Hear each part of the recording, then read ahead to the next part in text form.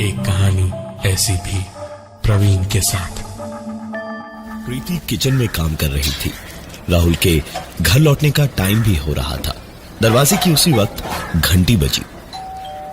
प्रीति ने दरवाजा खोला तो सामने राहुल सर पर हाथ फेरता हुआ खड़ा था। प्रीति को थोड़ा सा अजीब लगा, क्योंकि राहुल का स्कूल से घर लौटने का मतलब था कि धमा चौकड़ी मचाकर पूरे घर को सर पर उठा लेना, और यहां पर यह चुपचाप ऐसे सर सहलाते हुए खड़ा क्यों था। अंदर आया तो प्रीति ने पूछा क्या हो गया उसे। रोज तो उछलता कूदता हुआ आता है, और आज अचानक यह आलम कैसे हुआ। तो राहुल ने बताया कि स्कूल में खेल खेल में झगड़ा हुआ, तो उसी में सर पर हल्की चोट लगी। नहा धोकर राहुल ने खाना खाया और सो गया। प्रीति ने भी सारा काम खत्म किया और टीवी देखने लगी जब घर का लैंडलाइन बजा। प्रीति ने जाकर फोन उठाया तो उधर से एक आवाज ने कहा, please please help me, please kill me, kill me. Preeti ने एक दो बार हेलो हेलो किया, हेलो, लेकिन बात दोबारा वही सुनाई दी। Hello, please help me, please kill me, please help me. Hello, मदद करो मेरी, अरे क्या हुआ? Please kill me. प्रीति कुछ कह पाती, इससे पहले ही फोन डिस्कनेक्ट हो गया। प्रीति ने रिसीवर रख के सोचा, कौन हो सकता है ऐसा मजाक करने वाला। तो कोई भी नाम समझ नहीं आया।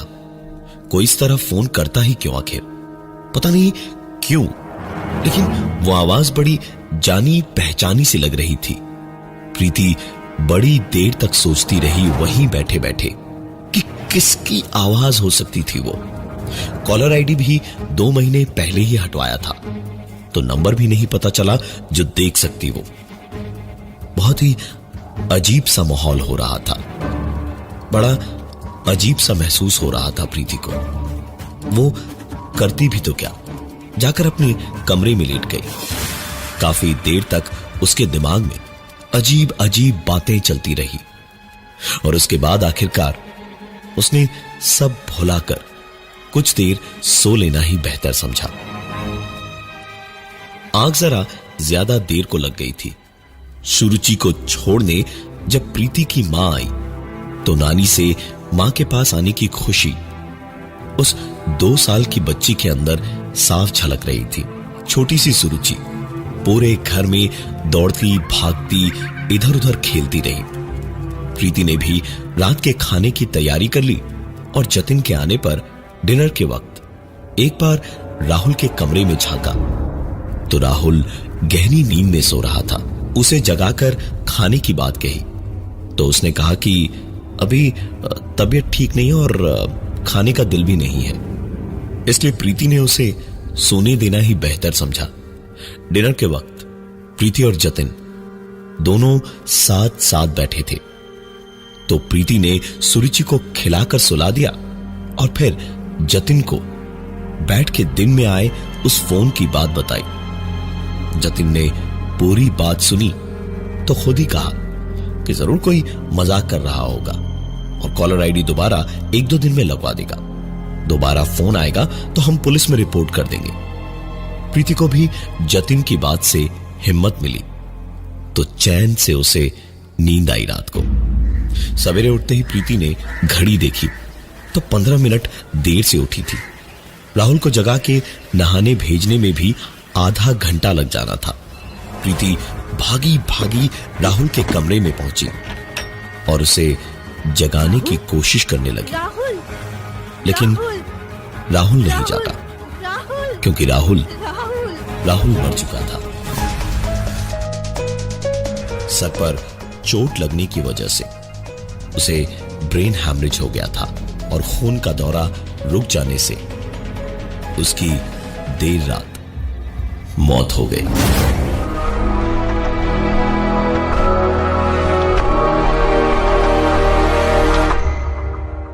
एक कहानी ऐसी भी प्रवीण के साथ। पूरे घर में मातम का माहौल था। 14 साल का बेटा किसी का भी अचानक दुनिया से चल बसे तो और क्या हो सकता है। किसी तरह वक्त बीता। 5 साल हो चुके थे राहुल की मौत को। धीरे धीरे कैसे जख्म भर रहे थे यह समझना सिर्फ उन्हीं के बस का था जो कि इस दौर से गुजर रहे थे।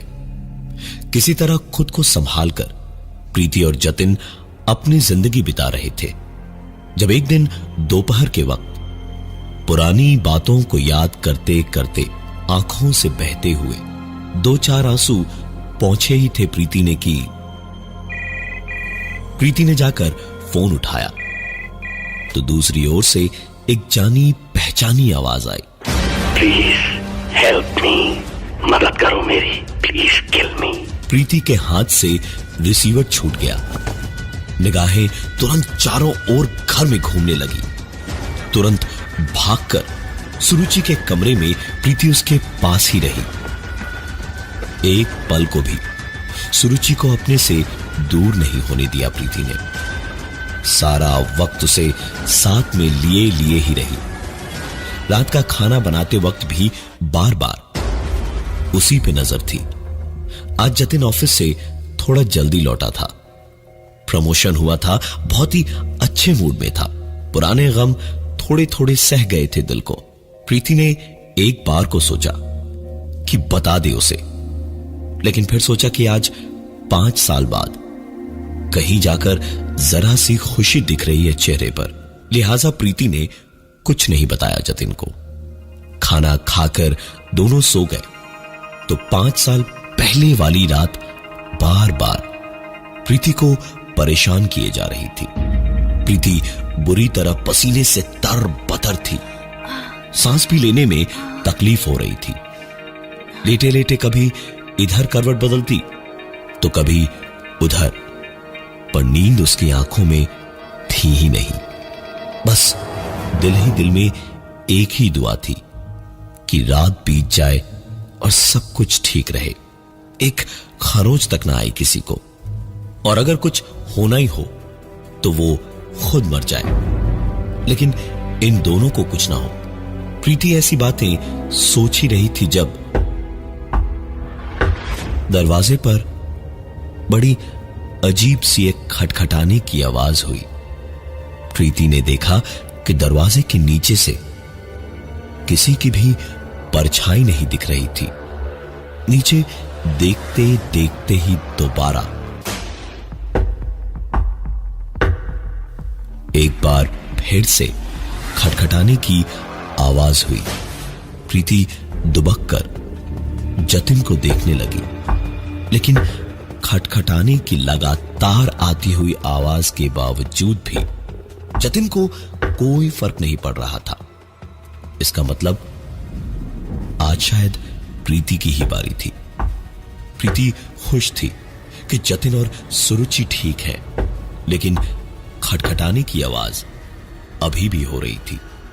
प्रीति चाह कर भी पलंग से उतरने की हिम्मत नहीं कर पा रही थी, लेकिन आखिरकार रोक न पाई खुद को और जोर से चीखी, कौन हो तुम? निकल जाओ मेरे घर से, ये मेरा घर है, जस्ट गेट आउट। प्रीति का बस इतना कहना था कि खटखटाने की आवाज पूरी तरह से बंद हो गई। प्रीति को न जाने कब नींद आई और वो सोने चली गई। नींद भी उसे काफी अच्छी आई, क्योंकि बला तो टल ही गई थी।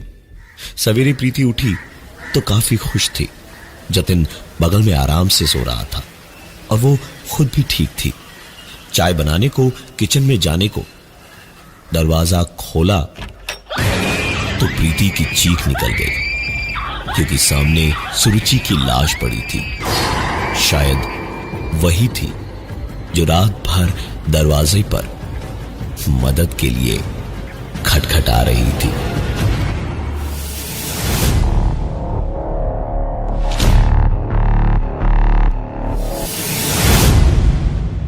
एक कहानी ऐसी भी प्रवीण के साथ। इस उम्र में इतने बड़े बड़े पहाड़ टूट पड़े थे प्रीति और जतिन पर कि 35 के भी नहीं हुए थे और 45 जैसी शक्ल हो गई थी। दोनों बच्चे एक के बाद एक अचानक ऐसे चल बसेंगे, यह सोचना ही नामुमकिन था किसी के लिए भी। प्रीति ने सबसे पहले घर का लैंडफोन कनेक्शन हटवाया। जतिन ज्यादातर वक्त ऑफिस में ही बिताता और प्रीति घर में ही खुद को कैद करके रखती। जतिन कभी कभार ऐसी हालत में प्रीति को देखता तो खुद को रोक नहीं पाता और कहता कहीं बाहर चलने को, घूमने को, लेकिन दोनों बच्चों को खोकर प्रीति ने अपनी जिंदगी को ही एक नासूर बना लिया था। एक दिन जब प्रीति थोड़ा बेहतर थी, जतिन के लिए उसका पसंदीदा खाना बना रही थी, तो उसकी एक पुरानी सहेली उससे मिलने आई। दोनों बैठे बैठे बातें कर रहे थे जब उसकी सहेली का फोन बजा। फोन उठाकर उसने 1 सेकंड में बात सुनते ही कहा, ये ले प्रीति, तेरे लिए है। प्रीति सोच में पड़ गई थी कि उसकी सहेली जिसे वो इतने सालों बाद मिल रही थी, उसके मोबाइल पर प्रीति के लिए कौन फोन कर सकता है। और इसी सोच में उसने फोन लेकर कानों से लगाया तो प्रीति के कानों में एक बार फिर से जैसे तेजाब डाल दिया हो किसी ने, क्योंकि फोन कानों से लगाते ही उसे वही आवाज सुनाई दी, please help me, please kill मी, मदद करो मेरी, मार दो मुझे। प्रीति सब कुछ खो चुकी थी, अब खोने को सिर्फ जतिन बचा था। उसने तुरंत पहले तो अपनी सहेली को बहाना करके निकाला और फिर जतिन को फोन लगाया और जतिन के उठाते ही फिल्म देखने जाने की जिद करने लगी। जतिन ने भी आखिरकार बात मान ली और उसे तैयार होकर ऑफिस पहुंचने को कहा, जहां से दोनों साथ साथ जाते। प्रीति ने तुरंत कपड़े बदले और निकल पड़ी जतिन के ऑफिस। फिल्म तो बहाना था, बस आज का पूरा दिन उसे जतिन के साथ बिताना था। दोनों पिक्चर देखने पहुंचे तो जतिन टिकट की लाइन में खड़ा हुआ और प्रीति वॉशरूम गई। वॉशरूम से प्रीति के निकलने के ठीक पहले जब वो अपने कपड़े ठीक कर रही थी तो एक आवाज हुई और उसने कहा, please help me, please kill मी, मदद करो मेरी, मार दो मुझे। प्रीति एक पल को वहीं बर्फ की तरह जम गई, लेकिन अचानक जैसे होश आया तो तुरंत एक झटके से दरवाजा खोलकर देखा, लेकिन बाहर कोई नहीं था। प्रीति को सुकून भरी एक सांस आई कि ये शायद इतने सालों की घुटन थी जिसकी वजह से उसे वहम हो रहा था। फिल्म देखकर प्रीति और जतिन घर की ओर लौट रहे थे तो प्रीति काफी खुश थी कि बस अब कुछ ही देर और बाकी थे दिन बीतने में और सब कुछ ठीक होने में। जब घर के गेट से घुसते वक्त अचानक पता नहीं कहां से एक ट्रक डिसबैलेंस होकर आई और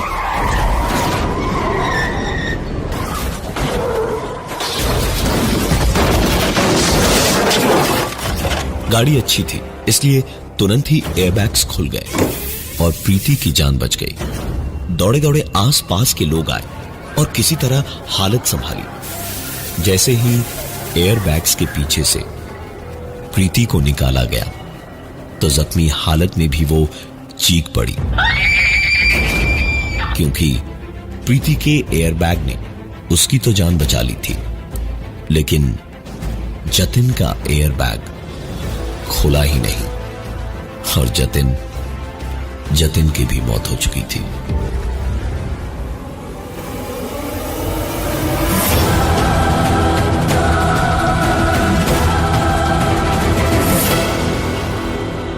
प्रीति अकेली रह गई है इस दुनिया में। प्रीति के लिए मुश्किल ही नहीं, नामुमकिन था ऐसा कुछ सह पाना। एक मिडिल क्लास परिवार की सीधी साधी लड़की प्रीति, जिसके बच्चे पति सब के सब ऐसे अजीबोगरीब वाकये के बाद चल बसे हो, तो उस पर क्या बीतेगी ये सोच समझ पाना किसी के लिए भी बहुत ज्यादा मुश्किल नहीं होगा। प्रीति ने बुरे हाल में जतिन के क्रियाकर्म और बाकी रिवाज खत्म करने के बाद जिंदगी से आस उम्मीद सब छोड़ दी थी। एक रात की बात है जब तकरीबन 2 बजे प्रीति अपनी नाइट ड्रेस में ही घर से बाहर निकली और रात के अंधेरे में हर डर को दुत्कारती हुई चुपचाप चलती गई और आखिरकार पुराने पुल पर पहुंची, जहां पहुंचकर बिना इधर उधर देखे, बिना कुछ सोचे समझे प्रीति ने नीचे बरसात में उफनती नदी में छलांग मार दी।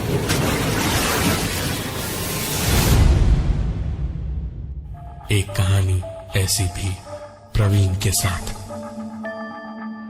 ऐसे वक्त में भी 1-2 नाव वाले थे जो जिंदगी की गुजर बसर को मछलियां पकड़ने पानी में उतरे थे। उन्होंने प्रीति को बचा लिया। कोई केस नहीं हुआ और किसी को पता भी नहीं चला। लेकिन प्रीति कहां रुकने वाली थी? उसने तो मरने की ठान रखी थी। कुछ दिन के बाद जब किसी का भी ध्यान उसकी ओर नहीं था तो प्रीति दौड़ती हुई जाकर 3 किलोमीटर दूर हाईवे के बीचों बीच तेजी से चलती भारी भरकम गाड़ियों के साथ आंख में चौली खेलने लगी। किस्मत थी प्रीति की जो उसे ऐसी पक्की मौत से भी बचा लाई। 2 महीने तक प्रीति शांत रही, लेकिन फिर उसने शोर तरीका निकाला खुद को मार के अकेलेपन से निकलकर अपने राहुल, सुरुचि और जतिन के पास जाने का। पूरे के पूरे घर में हर एक लाइट या पंखे का स्विच बंद कर दिया उसने। गैस का नॉब ऑन किया और एक ब्लेड हाथ में लेकर बैठ गई कि पहले अपनी कलाई काटेगी और फिर लाइट का स्विच ऑन कर देगी तो पूरे का पूरा घर ही तहस नहस हो जाएगा। और अंधेरे में बैठे बैठे प्रीति जैसे ही अपनी कलाई काटने जा रही थी तभी पता नहीं कहां से 2-3 चूहे उसके ऊपर आकर गिरे और ब्लेड हाथ से गिर गया। लेकिन गैस तो ऑन ही था। प्रीति ने भागकर एक के बाद एक 5-6 स्विचेस ऑन की, लेकिन कुछ नहीं हुआ क्योंकि लाइट तो थी ही नहीं। प्रीति भागी और माचिस उठाकर तीलियां घिसती गई, लेकिन माचिस जली नहीं। और सबसे बड़ी बात यह थी, जैसे ही एक माचिस की तीली जली भी आग नहीं लगी, धमाका नहीं हुआ। दौड़कर प्रीति किचन में गैस के पास पहुंची तो अपने किस्मत का ठीकरा किस पर फोड़े ये समझ नहीं आ रहा था, क्योंकि गैस पूरी तरह से खत्म हो चुकी थी। इसके बाद कभी भी प्रीति ने खुदकुशी करने की कोशिश नहीं की। आज कई साल बीत गए हैं इन सारी बातों को, और प्रीति को सब मोहल्ले में लैंडलाइन भुआ कह के बुलाते हैं, क्योंकि प्रीति के मकान में हर कमरे में एक लैंडलाइन फोन लगा हुआ है और उस पर कभी भोले भटके कोई फोन आता है तो प्रीति फोन उठाकर लोगों से कहती है, प्लीज मुझे मार दो, प्लीज किल मी, प्लीज मुझे मार दो। लेकिन हर बार दूसरी ओर से बस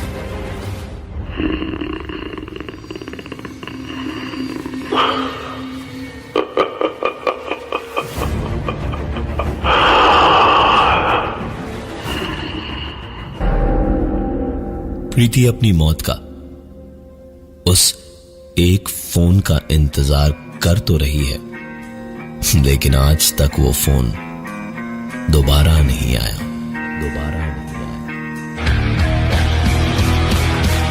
मैं हूं प्रवीण और ये थी आज की एक कहानी ऐसी भी।